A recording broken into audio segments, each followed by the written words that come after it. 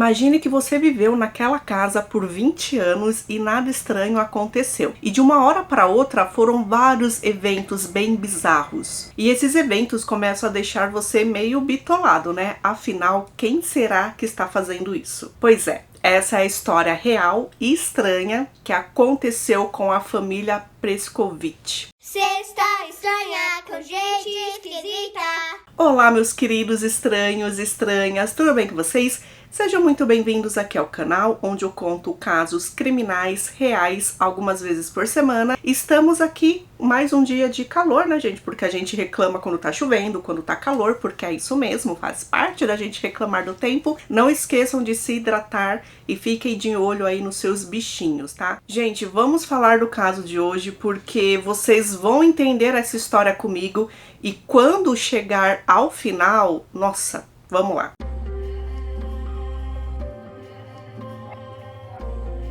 Bruce e Melinda Prescovitch já eram casados há muitos anos e já tinham inclusive filhos na idade adulta. Então eles eram pais da Anna, do Kyle e da Megan. E dessas pessoas aí da história, a Megan será menos citada, porque ela nunca estava fazendo parte aí dos Paranauê. Anna tinha terminado a escola e ela passou a trabalhar de garçonete numa rede de restaurante chamada Applebee's. E ela namorava um rapaz que ela conheceu na escola, né? Então eles eram amigos de escola, um garoto chamado Jeff. Ele tinha um emprego de meio período, ele trabalhava como técnico de uma empresa de aquecimento de ar. Só que nenhum dos dois tinham dinheiro, né, para poder, por exemplo, viver sozinhos, né? Anna não ganhava bem com o trabalho dela e Jeff também não. Tanto que aos 20 anos de idade, os dois ainda moravam nas casas dos seus pais. Pra gente que é brasileiro, que é latino, é comum, né? Normalmente a gente só sai de casa quando vai se casar, então esse contato familiar é sempre mais apegado, maior. Só que lá nos Estados Unidos não, eles têm essa cultura vergonhosa, que é vergonhoso quando um filho seu maior de 18 anos de idade ainda mora com você. Então nós temos Anna e Jeff com 20 anos de idade. E aí o que acontece? Anna engravida. Foi um baque, só que foi uma alegria também, né, gente? Criança sempre traz felicidade. Melinda e Bruce não sabiam como ajudar o casal, né? O casal, eles não tinham condição, estrutura, nada disso para criar uma família, criar uma filha, tá? Eles sabiam que seria uma menininha. Então eles conversaram em si, chegaram na Anna e deram uma sugestão para ela. Eles ofereceram a casa deles, ofereceram o porão deles para que eles vivessem lá. Então eles teriam um ambiente separado para eles na casa, porém as refeições e todo o resto eles fariam tudo juntos, né?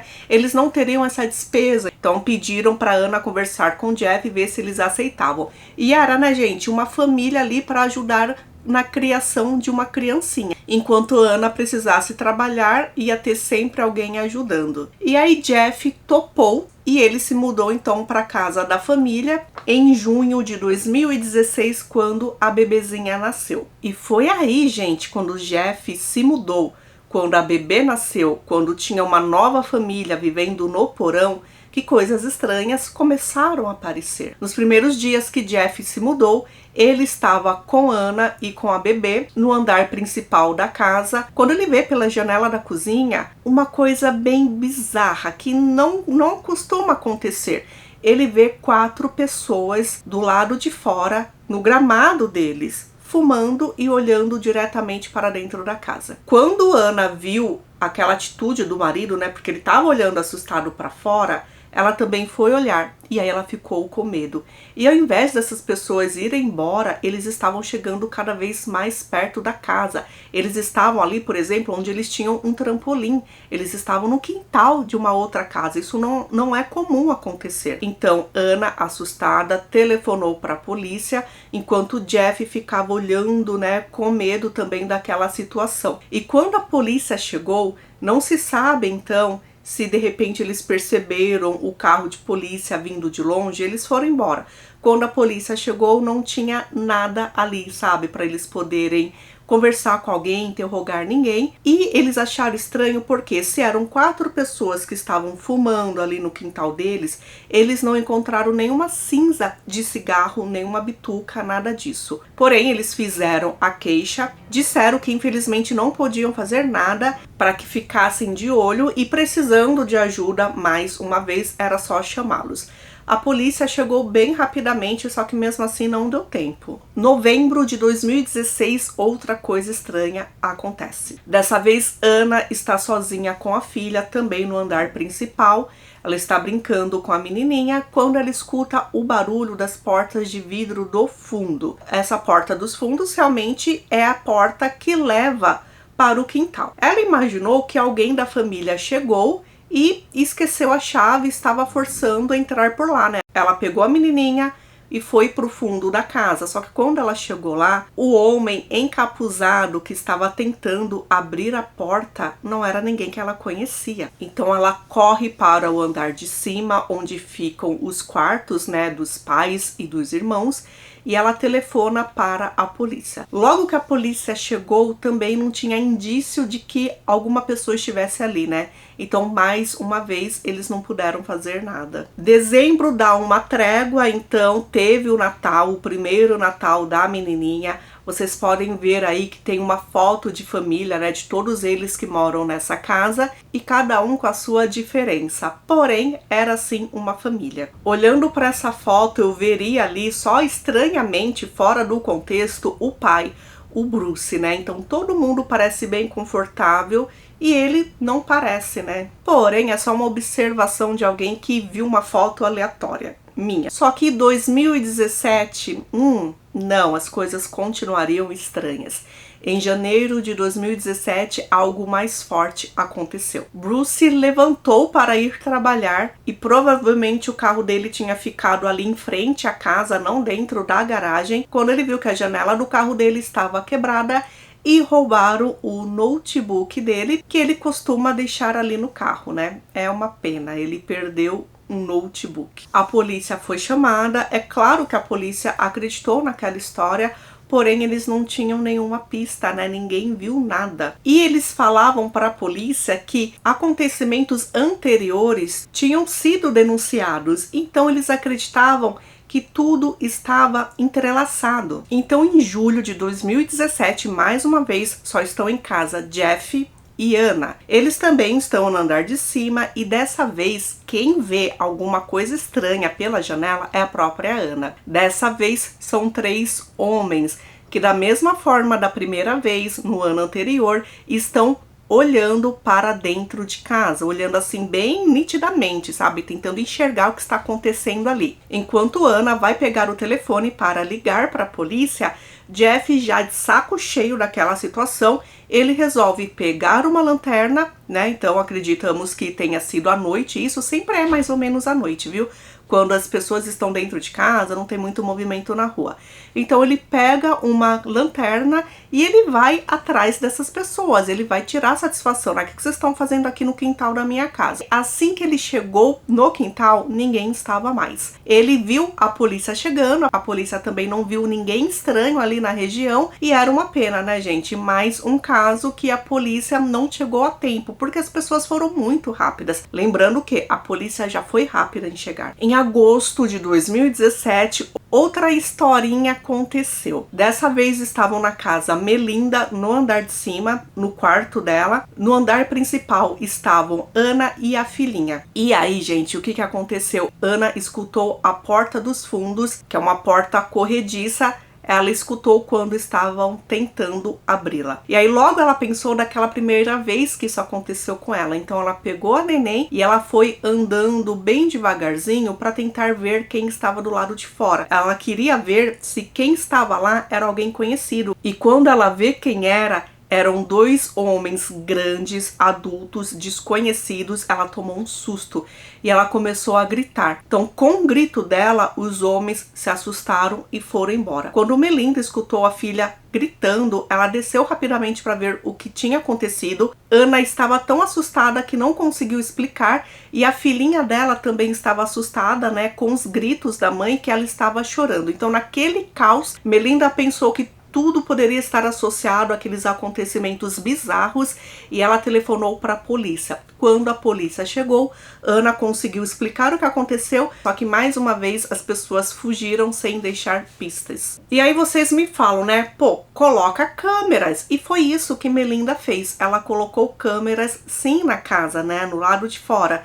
Só que essas câmeras sempre davam defeitos. Ou elas apareciam quebradas, ou elas apareciam, gente, somente com os fios cortados. Então, quando acontecia alguma coisa estranha dessa e Melinda ia buscar nas câmeras, não tinha nada na câmera, nenhuma imagem. Porque como só desligaram, não roubaram a câmera, para ela a câmera estava funcionando. Então, quando isso aconteceu, claro que provavelmente ela começou a verificar as câmeras diariamente, né? Porque que não adianta ter uma câmera que não funciona. E aí, em setembro, outra coisa aconteceu. As chaves do carro de Melinda desapareceram. Claro que ela tinha a chave reserva, né? Só que cadê a chave principal? Desapareceu. Não levaram o carro, gente. Só que olha só, por vários dias a família acordava de madrugada com o alarme do carro dela disparado. Ou seja, quem pegou a chave do carro ia até ali próximo da casa e fazia aquilo de propósito, né? Tipo coisa de 2 horas da manhã, 3 horas da manhã, quando estava todo mundo dormindo. A polícia foi mais uma vez chamada, não tinha pistas de nada e Melinda resolveu desabafar no Facebook. Dentro de um post dela, ela pediu para que a pessoa que estivesse assediando a família dela parasse com isso, porque isso estava perturbando, né? Ficar disparando o alarme do carro, poxa, que coisa chata. 19 de outubro de 2017 também acontece outra coisa. Dessa vez, estão tentando abrir as portas do fundo. Jeff escutou.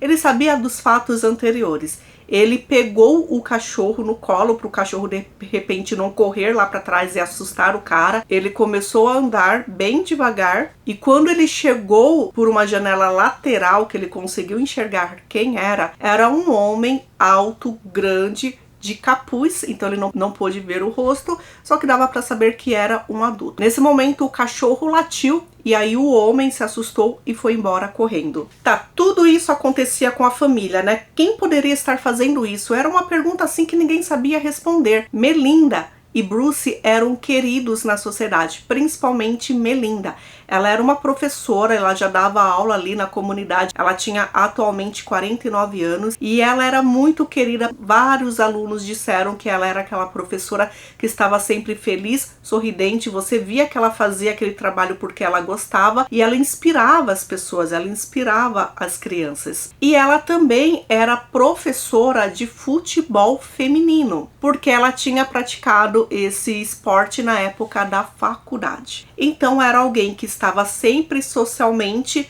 bem resolvida e era muito estranho que alguém estivesse fazendo isso com uma pessoa querida. Fora isso, lembra que eu falei para vocês que ela tinha um filho chamado Caio? Esse filho, ele tem síndrome de Down. Ele tem 18 anos de idade no momento da história e ele é não verbal. E apesar dele ser não verbal, isso não impedia a comunicação entre eles, né? A comunicação acontece de várias outras formas. Ele tinha uma rotina a seguir, isso ajudava, claro, muito.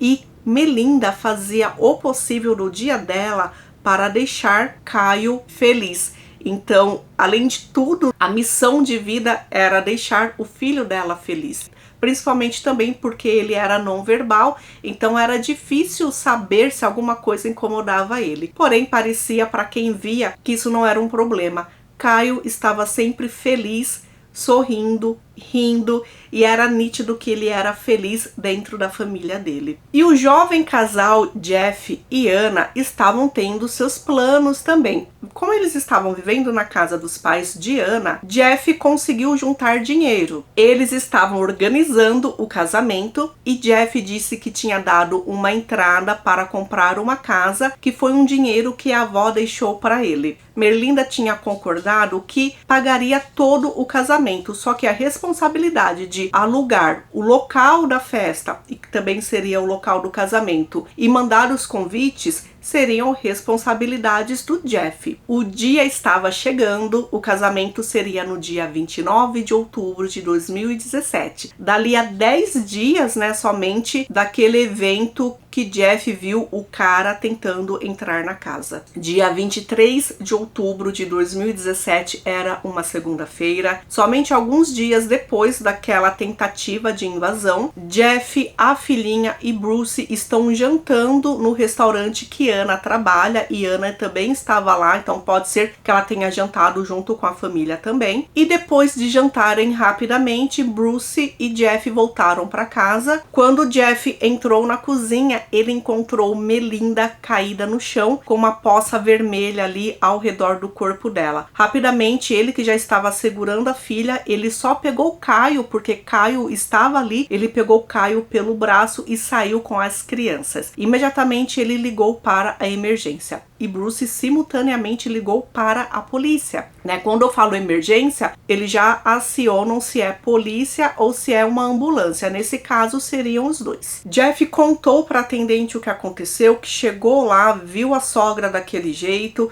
pegou as crianças e saiu. Bruce, que estava lá dentro, ele também contava a mesma cena. E ele já bem bravo, ele fala: olha, no último ano eu tenho ligado para a polícia várias vezes. A nossa família tem sido assediada, coisas têm acontecido aqui e vocês não fizeram nada. E agora, olha só o que aconteceu. Eu acho que a minha esposa está sem vida. Uma coisa que a atendente fez pro Jeff foi perguntar se eles tinham cachorros em casa. Jeff disse que sim, que tinham 2 cachorros e eles estavam ali. Gente, foi um evento muito triste. Melinda tinha recebido 2 tiros e vários golpes de faca, o total de 35. Então, o primeiro policial que chegou ali na cena disse que aquilo foi passional. Era alguém que conhecia ela, porque foi um ato cheio de sentimento. Essa maldade, essa raiva, essa proximidade não é feita por uma pessoa estranha, entendeu? Tinha que ser alguém que conhecia a Melinda e tinha muita raiva dela. Jeff e Bruce foram levados para depoimento. Depois que os detetives conversaram com eles, eles foram liberados. Gente, foi algo muito triste e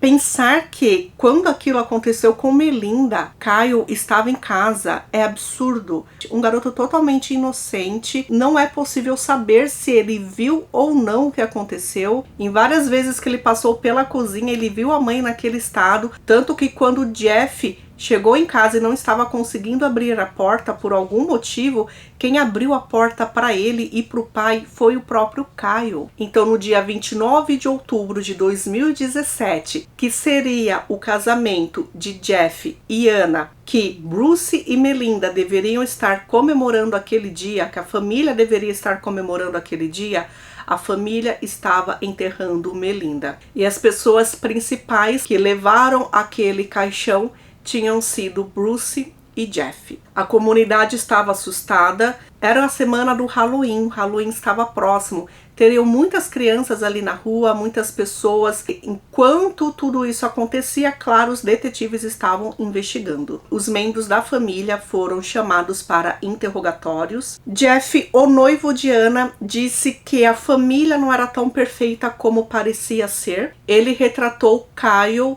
como um garoto violento, irritadiço, e que inclusive ele tinha ciúmes da filhinha dele, então ele tinha até medo de deixar os dois sozinhos, porque uma vez ele tentou chutar a bebê. Jeff também disse que Bruce era um homem que só bebia, ele era dependente da bebida e que por causa disso ele poderia se tornar violento também, e disse que Melinda era uma mulher má, megera, que maltratava todo mundo. E talvez quem tirou a vida dela tenha sido uma pessoa que ela maltratou, porque é comum ela fazer isso. Teve uma coisa, gente, que a polícia não sabia. A polícia sabia quando tinham aquelas pessoas estranhas no quintal e quando tinham as tentativas de invasão e também quando roubaram o notebook do Bruce, e também colocaram, gente, eu não falei naquele momento, também colocaram pregos no pneu do Bruce, gente, olha só que absurdo.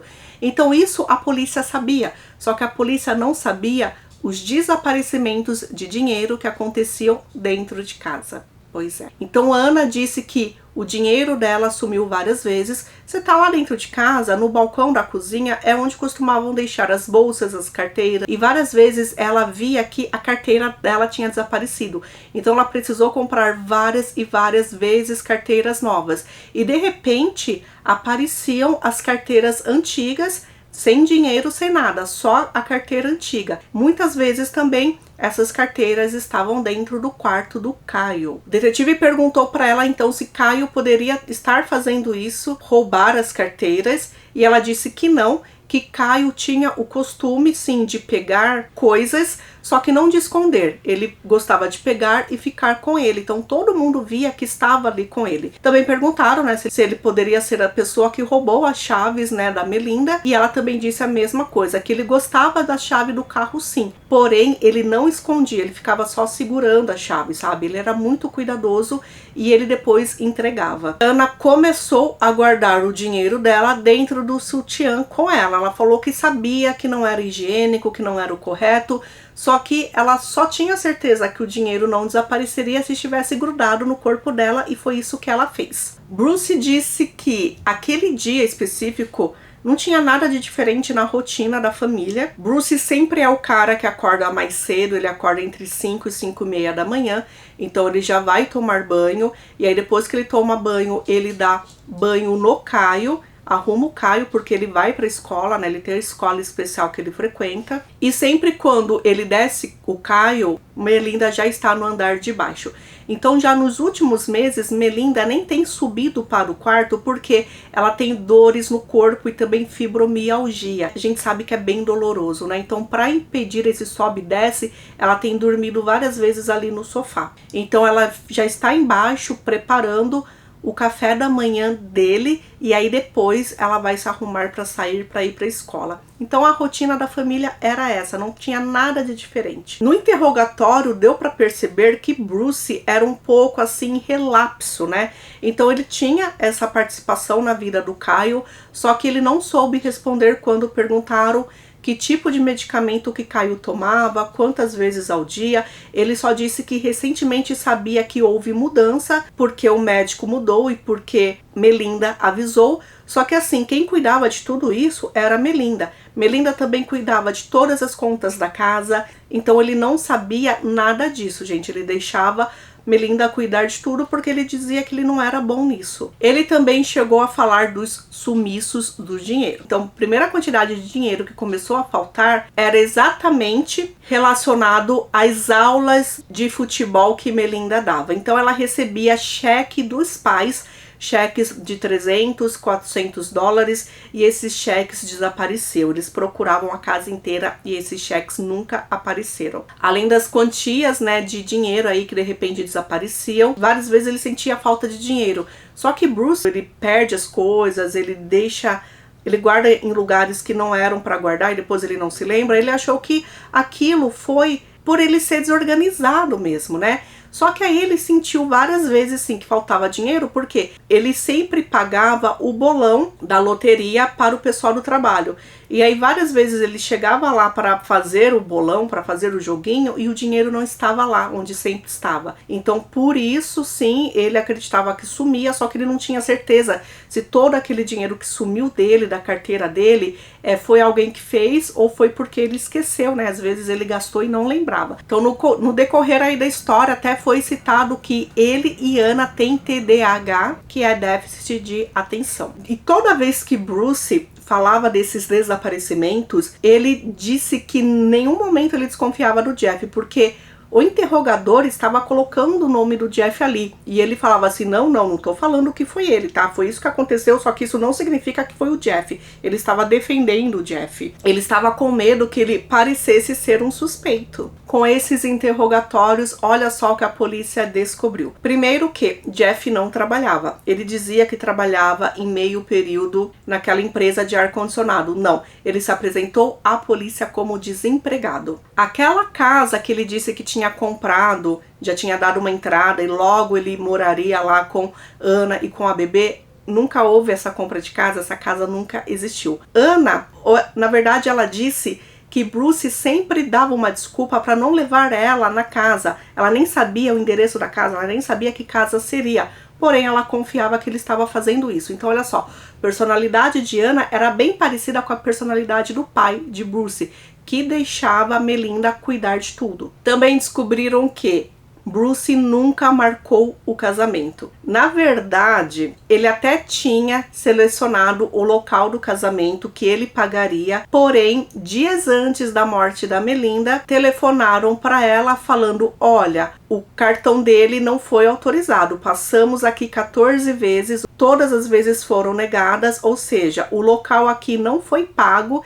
então você precisa dar um jeito de pagar, senão a gente vai cancelar a reserva. Então ela foi lá e pagou, né? Só que aí aparentemente Melinda descobriu que ele não tinha convidado ninguém, ele não tinha entregado os convites dele, não teria nenhum convidado. E ele também dizia que os pais dele não gostavam de Bruce e de Melinda, então não tinha essa interação entre as famílias, entre os pais dos noivos. Porém, ele disse que no dia 23 de outubro, que foi o dia que Melinda perdeu a vida, que a mãe queria sair para jantar com Melinda, e aí também esse jantar seria para ela dar o dinheiro do aluguel do local que eles alugaram para a festa. Então Melinda estava super assim feliz porque finalmente ela teria um contato, né, com a mãe do Jeff.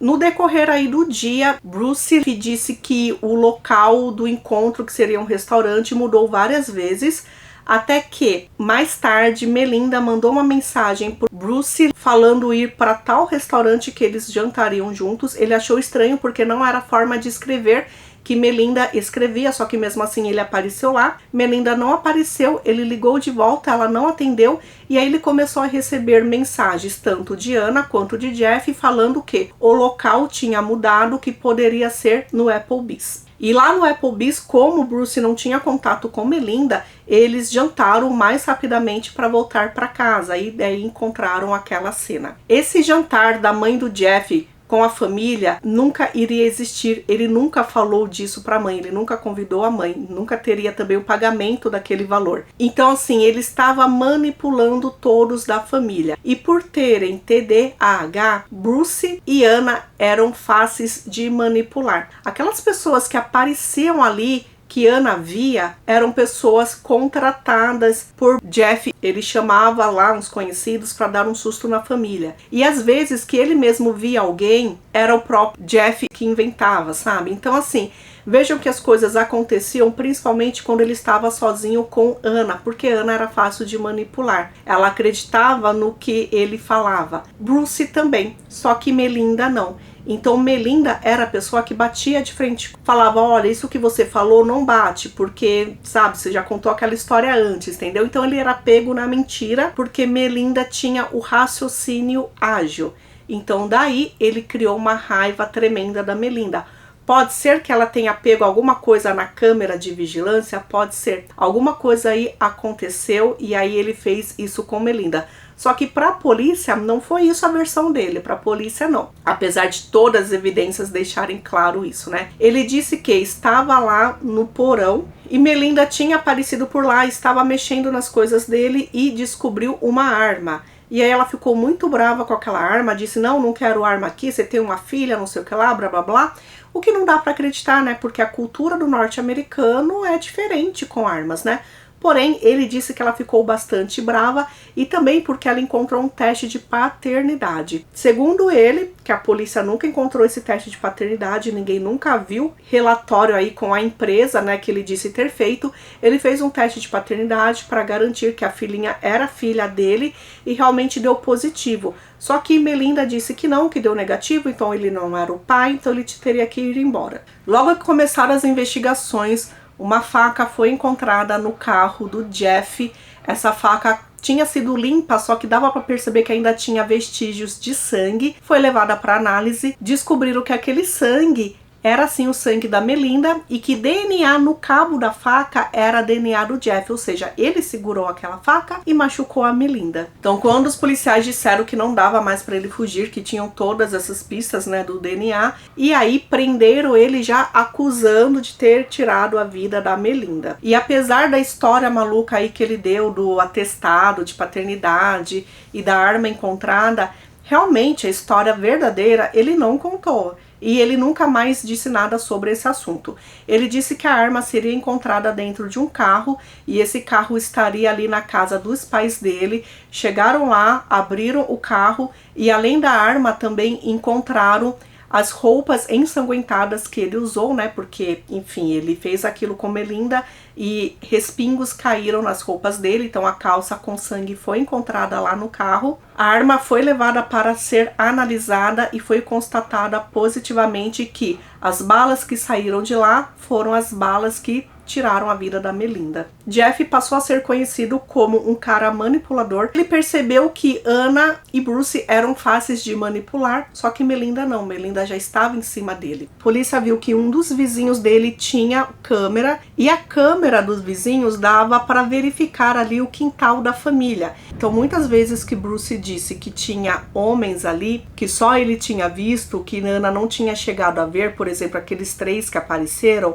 verificando as câmeras ali do vizinho naquela data, ninguém apareceu, não tinha ninguém estranho ali, foi invenção dele. Então, apesar dele ter falado daquela briga que aconteceu entre ele e Melinda, ele não confessou. Haveria então o julgamento, só que antes do julgamento, ele fez uma coisa, ele não confessou, porém, ele disse que não precisaria ser defendido. Isso significa que, por mais que ele não tenha confessado, o juiz enxerga isso como se fosse uma culpa, né? Se ele fosse a julgamento e fosse considerado culpado, que com certeza ele seria, ele responderia aí por vários crimes. Além de tirar a vida de Melinda, também por adulterar provas e colocar crianças em risco. Isso inclui a filha dele e o próprio Kyle, né? O Kyle estava lá com Melinda. Jeff nunca mais disse nada. Então não se sabe se Kyle viu, se Kyle presenciou, não se sabem por que realmente ele fez isso. Acreditam que realmente era para ele não ser exposto para o resto da família. Quando foi o dia ali do impacto da vítima,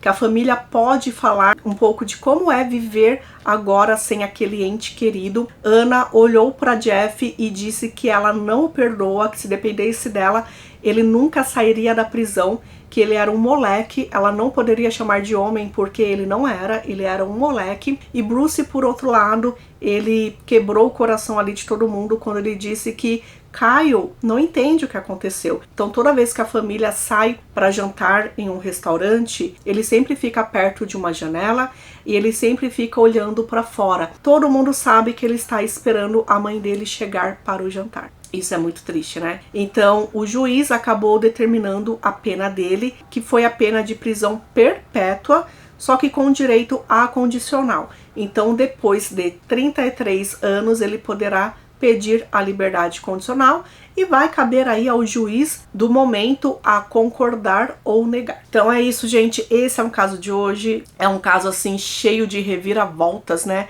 A gente até imagina lá no começo que, pô, será que não é alguma coisa sobrenatural essa história? E a gente vê que não, né? Que muitas vezes que acham que é o sobrenatural, na verdade é o ser humano fazendo maldade. Isso, né, em vários aspectos aí da vida, só que essa é uma história que a gente pode ter como exemplo. Então é isso, gente. A gente se vê no próximo caso. Obrigada por ter assistido aqui até o final.